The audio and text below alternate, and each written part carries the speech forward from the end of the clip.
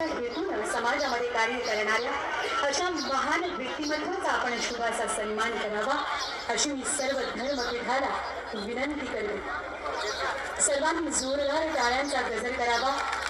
मंडळी, वारकरी संप्रदायासाठी अभिमानाची आणि स्वाभिमानाची ही गोष्ट आहे की शुभ सन्मान अशा महान व्यक्तिमत्वाचा केला जात आहे की ज्याने नयनरम्य सोहळ्याचं आयोजन आणि नियोजन घडवून आणले आहे।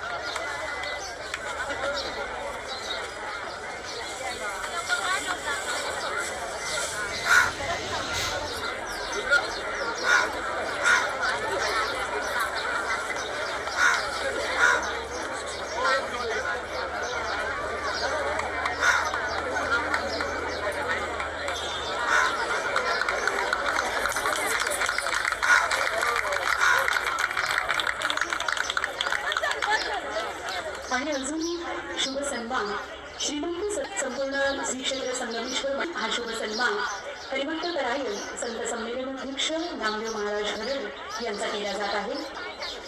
श्रीमंत सद्गुरू शंकर महाराजांच्या वतीनं आज हा शुभ सन्मान नामदेव महाराजांचा केला जात आहे धर्मपीठावर।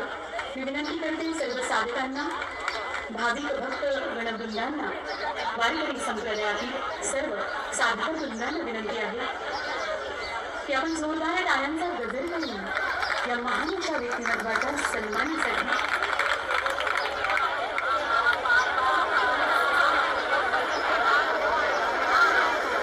केळगाव मठाच्या वतीने सन्मान केला जात आहे। आजच्या कार्यक्रमाच्या अनुषंगाने पुन्हा एकदा सर्व साधू संतांना विनंती करत आहे की आपण आपल्या आसनांवर आसनस्थ व्हावं। I request all the teachers to take their seats.